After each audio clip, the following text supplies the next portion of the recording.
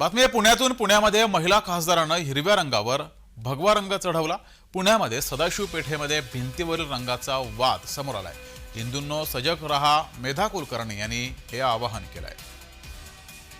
तर मेधा कुलकर्णी यांचं अभिनंदन असं नितेश राणे यांनी म्हटलंय।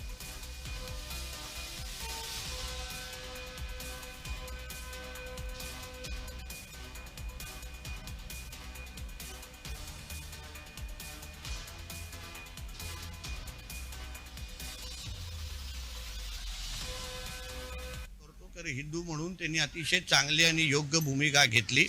अशाच पद्धतीने हे जे काही हिरवा आक्रमण आहे, ही जे काही हिरवी मस्ती किंवा हिरवे काही साप जे वळवळतात सगळीकडे आणि वातावरण खराब करायला जे प्रयत्न करतात, त्याला तिकडल्या तिकडे ठेचण्याचं काम हिंदू समाज म्हणून आपण केलं पाहिजे।